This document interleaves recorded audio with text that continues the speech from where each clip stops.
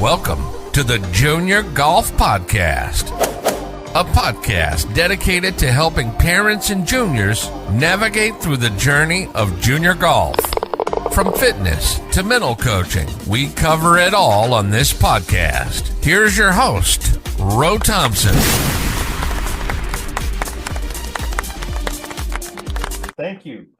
Thanks everyone for tuning into the Junior Golf Podcast. My name is Ro Thompson. I'm your host for this podcast. I've got a special guest that's going to be on the podcast today, and she is the founder of I Love to Watch You Play. And we want to bring up none other than Asia Mape. Hey, Asia. Hi, Ro. It's nice to meet you and be on your podcast. Me and my dog Finley back there will be, we're super happy to be here. Thank you for having us. Hey, thanks for being on. We have to get her on the podcast soon, right? Right. She took a prime spot, right? Look at that. I see. That's awesome. She knows.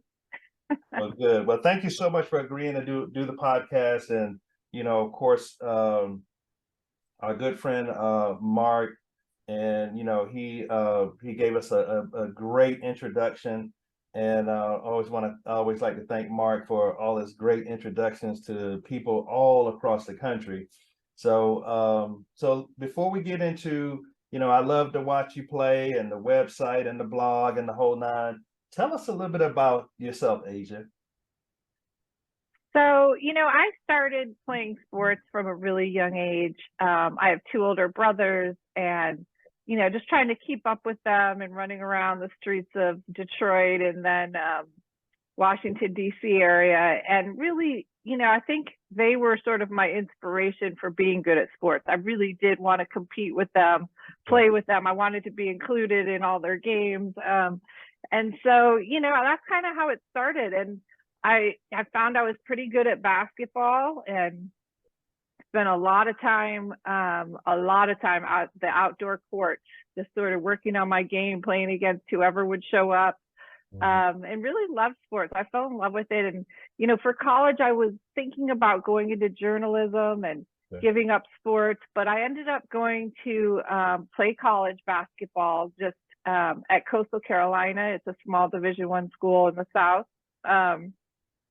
And I played there, and then ended up transferring to Michigan and not playing basketball any longer. But that love of sports was definitely cemented. And I worked in sports television after that for many, many years, and, you know, worked Super Bowls and Olympics and NBA playoffs and, you know, just about everything you can imagine. And so sports has always really been a big part of my life. You know, if you look at like my wedding party, all the girls from, you know, that were my bridesmaids are all former athletes I played with, just about every single one of them. And I had, I think, 6.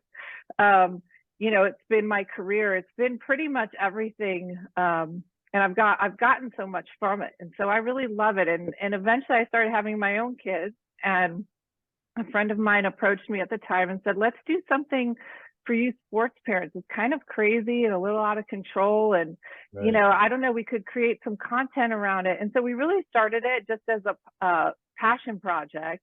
And we both fell in love with it. And I think it's really helped me grow as a sports parent.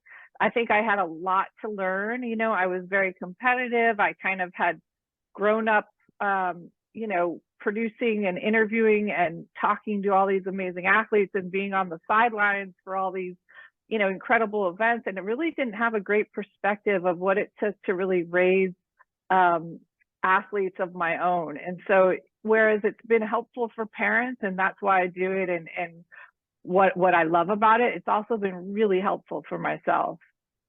That is awesome. And I heard you mention Coastal Carolina. So just so you know, my daughter's at Coastal Carolina. She's in her sophomore year at Coastal. Really? Yes.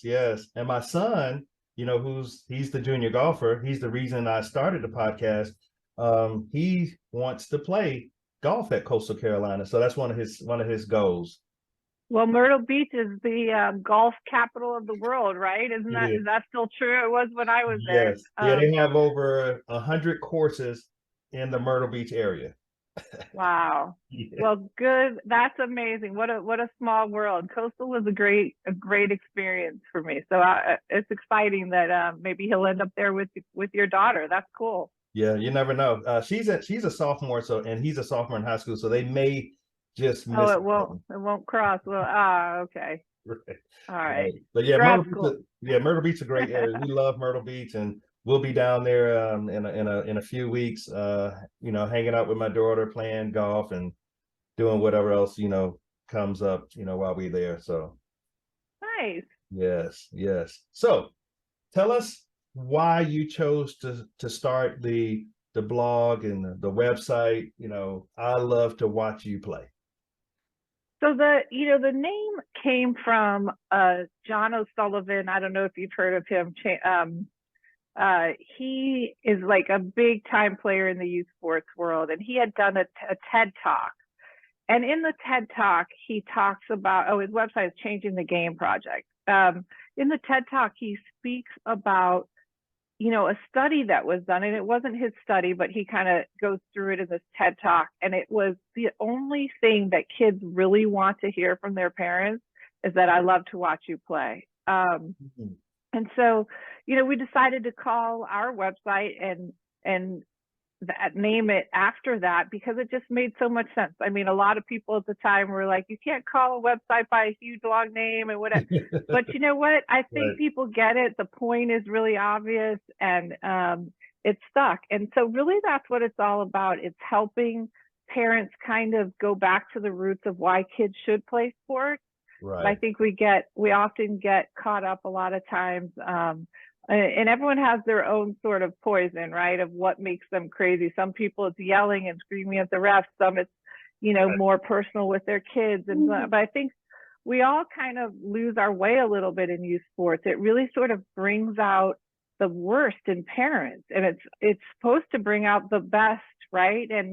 And for the kids, hopefully, I really kind of think about everything I put on the site is really about the kids, but I'm speaking to the parents because we are their greatest influencers, and we really have a lot of ways we can either help make their journey really positive and amazing, or, as a post I just put up about, like, I think I really contributed to my oldest daughter quitting sports. So I think parents and coaches too have a lot of power on this journey. And so I've kind of chosen to focus everything really, funneling it right to the parents and what we can do to help support them too. Because look, Ro, I think you know this and feel this. We all want to do what's right. Yeah. We love our kids. There's no parent I've ever met that is like, trying to sabotage or trying to make it hard for them or trying to give them anxiety. But we all kind of just we get lost a little bit, and so really that's what the website is really all about, is helping support parents. And a lot of it is done through my own experiences raising three daughters who all play at really top levels in sports. One of them no longer, but two of them still do. Yeah, I gotta say that I'm sitting here and I'm listening to you, and there's so many junior parents that you can help, because when it comes to golf, we don't have to yell at the referees, but we sometimes we want to yell at the kids. But Yeah. at the end of the day, we want the kids to have a great experience. We love them, and we want them to enjoy the sport, and we don't want them to quit. And sometimes, like you just said, we can drive the kids to want to quit. And Yeah. so that's the one thing that I learned from our Mark McKinney is, just make sure they're hydrated, make sure they have, food, and, make, some snacks and whatnot, and just enjoy the journey. And Yeah. like you said, don't get so lost in, being frustrated. It's a little frustrating when our juniors put a lot of time into the game, but they're not intentionally trying to make mistakes. They're not trying to hit bad shots and miss putts. Exactly. They're not trying to. It's just it happens. Golf it's a tough sport, So No, you're so right. You're so right. And I think that's where we get tripped up a lot of the time, is And I write a lot about this sort of pressure versus support, right? And they look kind of similar from the outside, but they're actually very different. And, you know, I spend a lot of time on this subject matter, and, you know, it really isn't like you thinking about, like I think about soccer and my daughter, if she's having a tough game, right? And she knows she's having a tough game. She knows, like, it's not like it's our job to, you know, be on them about when they're not playing well. When they look up, what they need is support. They need to see your face in the crowd smiling back at them and supportive, and know that when they get off the field or court and get in the car, you're not going to be berating them or asking them questions even, or, you know, it's like you have to be like their soft landing, not their, you know, and it's not to say that, yeah, it's not to say that parents shouldn't give nudges and pushes. And, you know, when you can see that your kid is, you know, losing focus, there is this thing where they're kids, right? So they get distracted, things happen. You have to really listen to them, support what they want. And if they're saying they want to end up going to Coastal Carolina to play golf, then you sometimes need a push back to, like, okay, well then let's maybe focus and get to that practice or whatever. But if they're telling you that they're having doubts now and they need a rest, or they're tired, or you can just see it in their behavior, then you have to listen to that as well. Like, we have to be open to where they're at in their journey, because it's a long winding road, and we have to be supportive of what they want, not what we want. That's correct. I mean, you're really talking to a lot of people in the junior, not just golf. It could be basketball, it could be soccer, it could be baseball.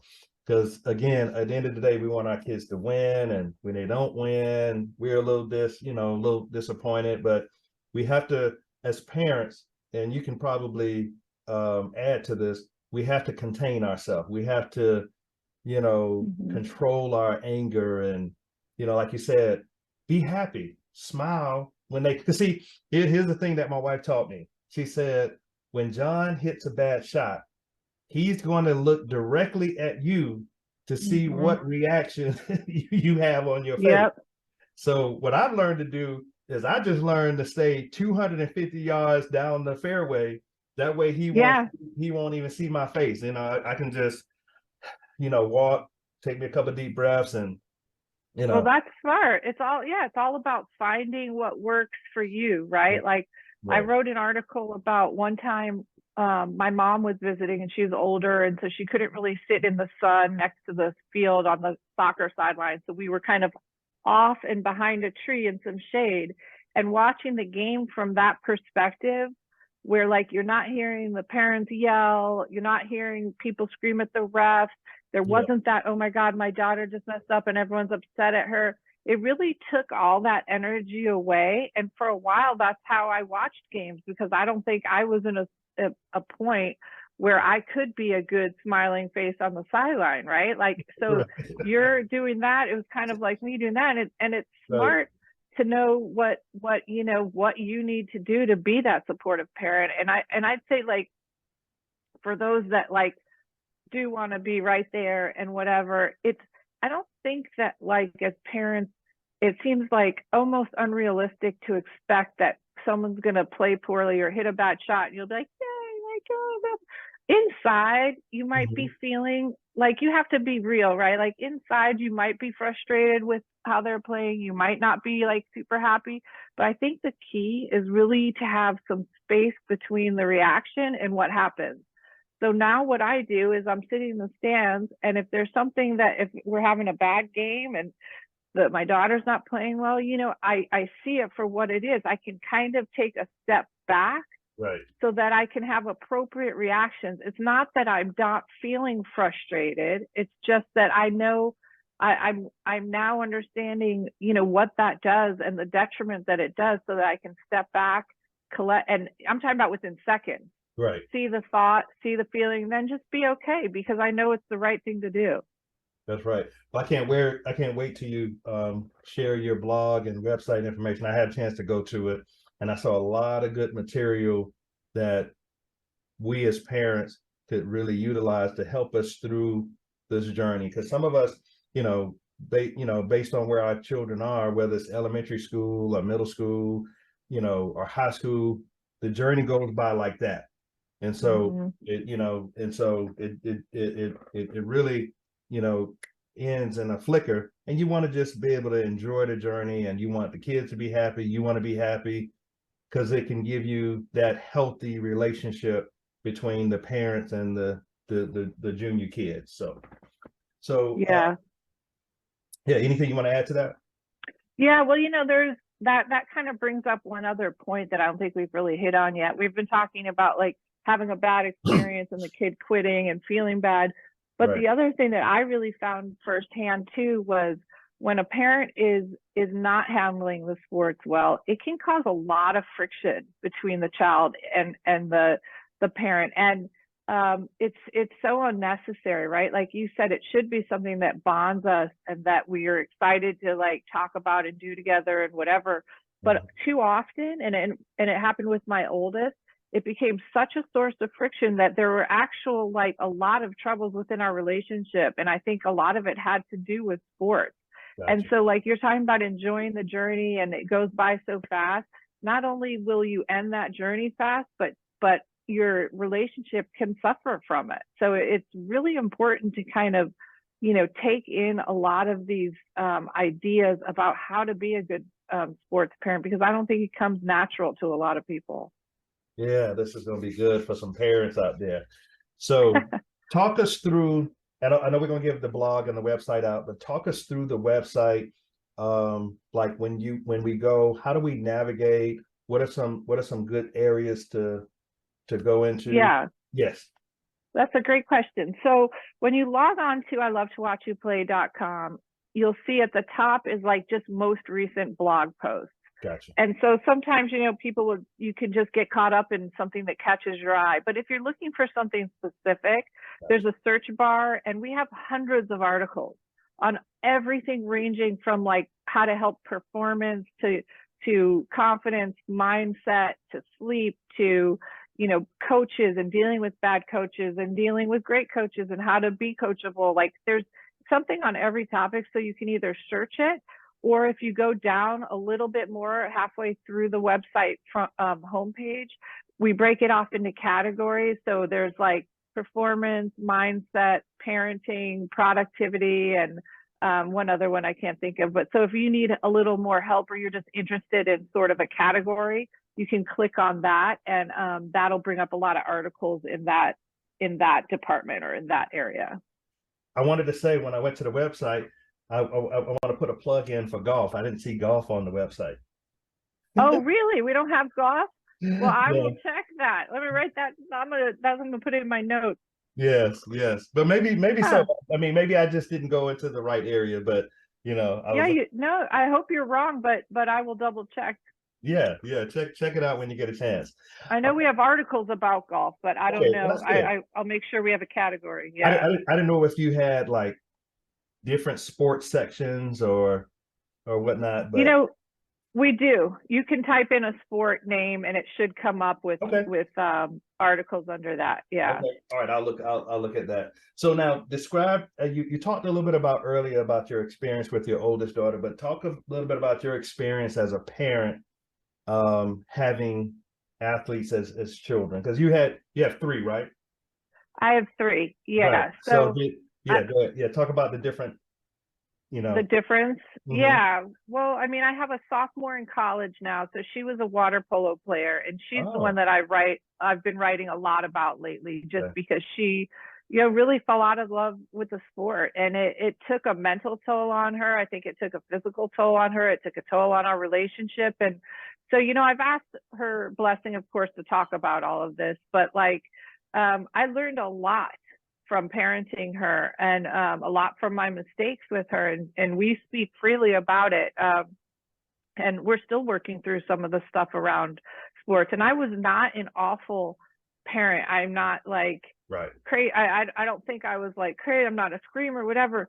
But I think it was really that sort of support to pressure point. And I just put out an article that really kind of details the 5 things that I really think I did wrong, and that that hopefully will help other parents get right. And so that's the top post on the blog right now. And it seems to be, I'm getting a ton of feedback about that one. I think, when you speak from the heart and you share, some of your problems, it just, people really relate.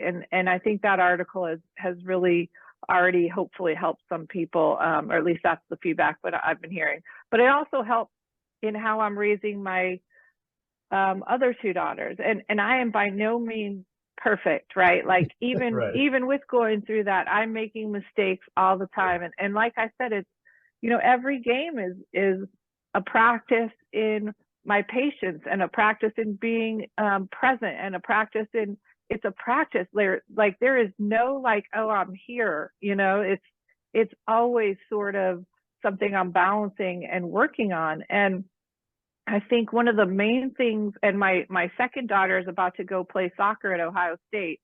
And so she's had just a great run, but it was like this up and down. And there was one year with a terrible coach, she almost was going to give up soccer. Like it is not easy. And, it's like you're kind of working through it at every phase, and every, it's just sort of every sport, every child, every phase has its challenges. And, I think we all just do the best we can do. But I do think that parents need to sort of educate themselves. I was at a soccer game last night. And it was brutal. I mean, just the parents, it is like, it's unbelievable sometimes, just the things they're yelling and saying, and, just the negativity. Yeah. Did you want to go around and pass out cards to everybody? Right? Yeah. I mean, and no, like I said, we're not perfect. I'm not perfect, but there's a lot of room to grow, I think, for a lot of people, including myself.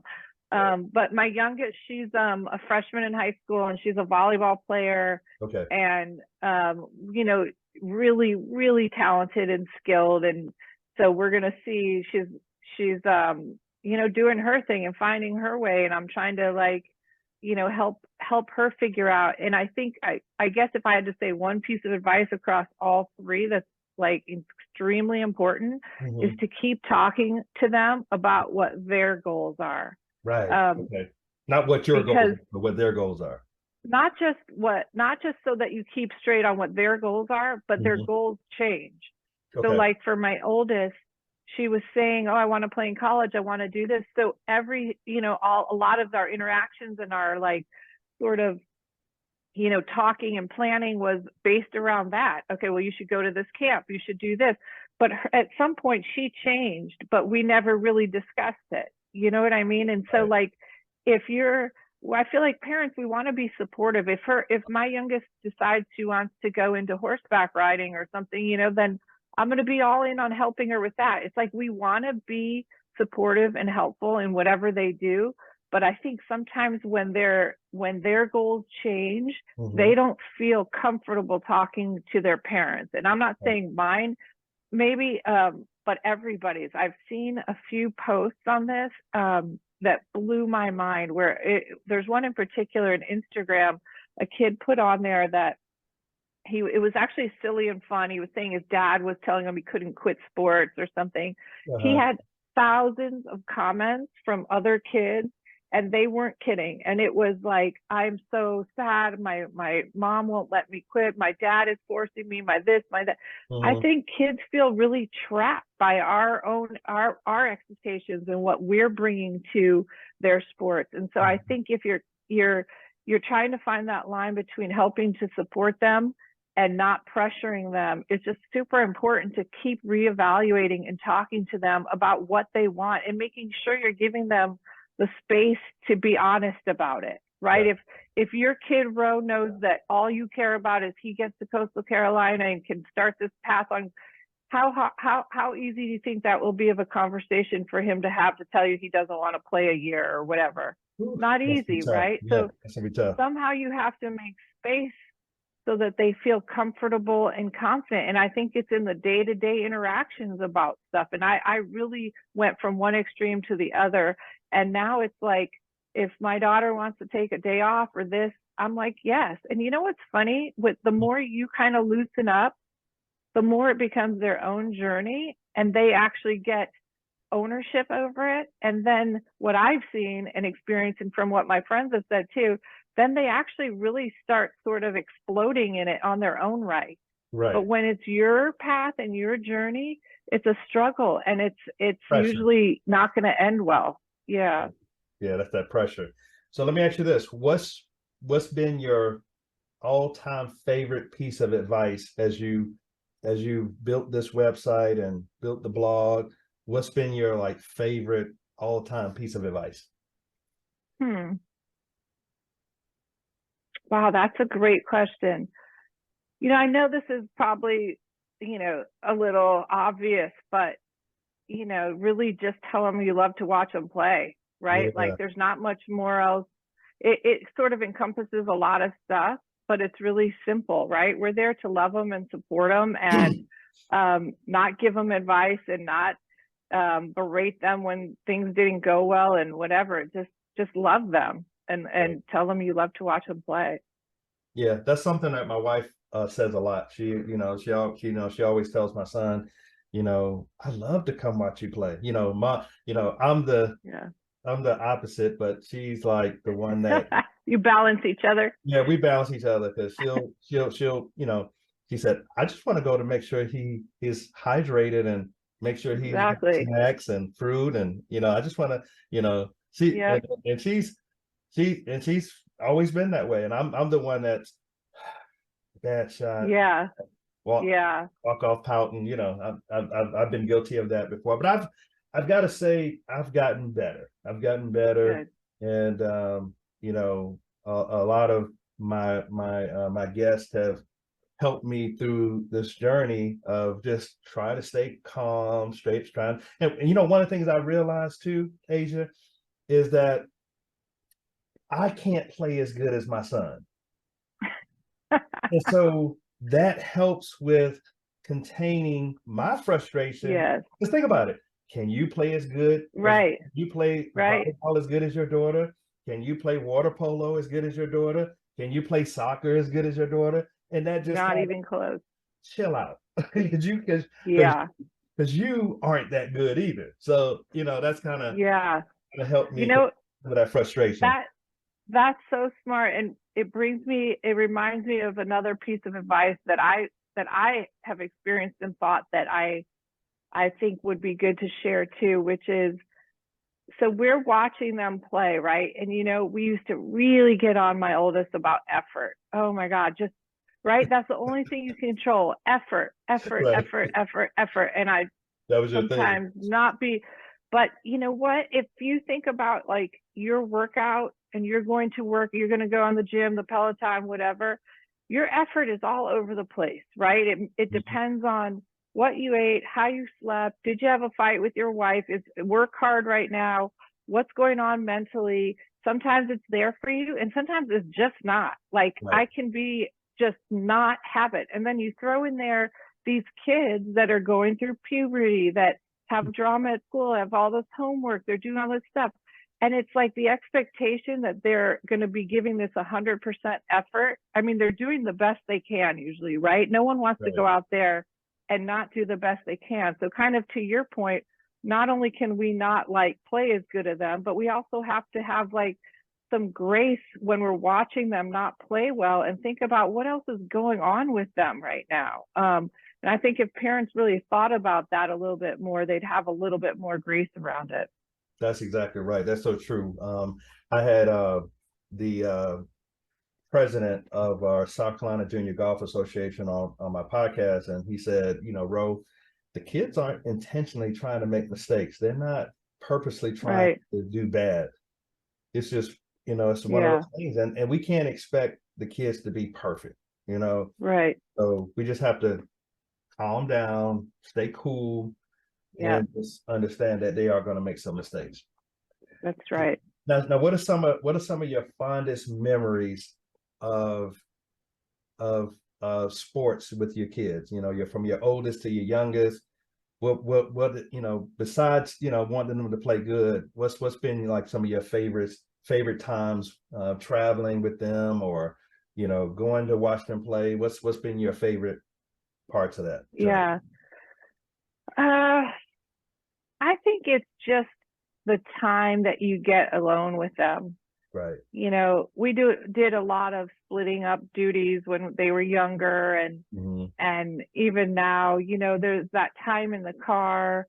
There's, you know, bonding through them through good and bad moments, right? No matter if it was, sometimes it's like getting through something after, you know, a bad weekend or a bad day or a bad game, and kind of working through it with them. I think that's what why sports are so incredible, because it's testing you and it's pushing you on every level, right? Your mental, your physical. Like if we're just all sitting home, you know, on our iPhones and watching Netflix all weekend, you know, we're just missing out on so many opportunities to learn and grow. And a lot of that, you know, fortunately gets to be done together when you have the, you know, if you have the luxury of being able to travel with your kids. And even around here where I live, a lot of volleyball is all an hour away. Water polo is always really far away. Soccer can be, so you're doing a lot of, you know, like good sort of alone time with your kids. I think those are kind of like the highlights and the special moments. You know, we just had senior night for my daughter, and, you know, just, you know, you try to fight back tears. It just goes in a flash. Yeah.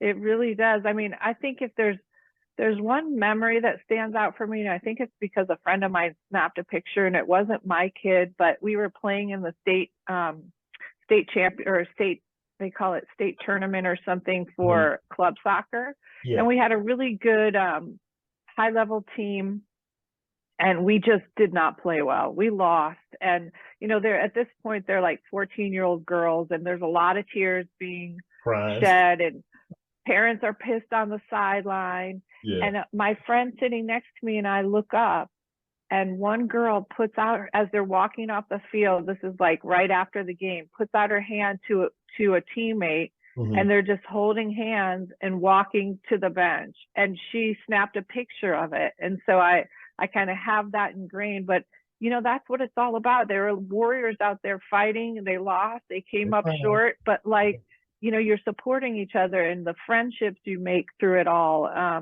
don't know, that memory just sort of encapsulated that for me. I know that's good. I know my fondest memories, and we have some more memories to create. It's just, you know, going out of town, you know, preparing, you know, having a practice round, and just like you said, just really bonding, and, you know, going out to eat, and, you know, just, you know, just really getting away, and just having that weekend to just be with each other. So that's good. That's really good. You know what that reminds me too? I love that, just sort of sparked a memory, is a lot of mornings for volleyball and soccer, you're on the road before the sun comes up. And in California, we're always going south for our games and our sports from where I live. And we see the most beautiful sunrises almost every time. And we talk about it, we ooh and we ah, and we take pictures and videos that never turn out that great, but like those little moments, and it's so like etched, it like it seems like almost every other weekend we're seeing one of those sunrises, and that's always so special. That's right. Now, did you have anybody to help you with the project, Asia? With I Love to Watch You Play? Yes. So I co-founded it originally with a woman I used to work with named Alex Flanagan, and she was an on-air person at NFL Network when we started, and I was a producer in sports, and so that's how we kind of met. And it was actually her idea to do something. She reached out to me. We had kids all around the same age, and she asked, you know, she just said, let's do something around youth sports. This is so crazy. And so we started working together on it. A few years ago, she left the website and is doing going on to do some other great things. And so she's no longer involved, but we definitely relied on each other, and I needed her a lot when we first got it going. Right. And didn't you say you did some production with the best? Oh, the Best Damn Sports Show, period. Hey, listen, that was one of my favorite sports shows, you know. That was a good one. Years ago. Yes. Yes, yes. Now they ended that show a while back, right? Yeah, it hasn't been on in years, but Yeah, that yeah, is I it was one of remember. my favorite jobs too. The Was it? craziness that would ensue on that show was it was pretty out of control. So yeah, Yeah, I'm glad you were yeah. a fan. I was too. I was a big fan for sure. So, well, listen, you have really shared some valuable information Good. for our parents. And what's the best way the parents to be able to find you? Maybe on Instagram, your website, social media. What's the best way for Yeah. parents to find you? So I love to watch you play.com, and it's Okay. all just written out. Okay. I love to watch you play.com. That's our website. And from there, it has all our social buttons on there. Okay. But Facebook, I'm pretty active on. I find that like a lot of parents still are on Facebook. And so I share a lot of things on Facebook, and that's just, I love to watch you play as well, written Okay. out. Our Instagram is at ILTWYP. So it's just the letters of I love to watch you play. Okay. And I have a Twitter and YouTube and all that stuff, and it's all on our website. You can easily get there from there. Right. We just got to get you on TikTok, right? Yeah, TikTok. I got to come up with some silly something. I don't know. I'm Right. asking my kids, okay, now what do I do? How do I work this? So I'm starting to figure that one out. Yeah, they have these we talked about the social media managers earlier. They actually have they have a site called, I think it's called Plannable. And Plannable will allow you to do one post and it'll push it out on all the Oh yeah. so that's another Yeah. thought. Yeah. There's a bunch of cool things like that for sure. It sure is. It sure is. Yeah. Well, any final thoughts, Asia, as we wrap up the Junior Golf Podcast this episode? No, I think we covered a lot, and I really appreciate you having me on, and I hope it's helpful to your parents. Yeah. Well, thank you so much. Hopefully, maybe I can write a blog or something on the site, and maybe Definitely. help some junior golf parents out. I would love that. I would love that. Well, they teach me how to do it. I've never had a blog, or I've never been on the blog, so maybe you can kind of coach me through that process. I will. Yeah. All right. Thank you so much, Asia. Thanks, Rose. So nice to meet you, and pleasure being on. Have a good one. All right. Bye-bye. Bye-bye.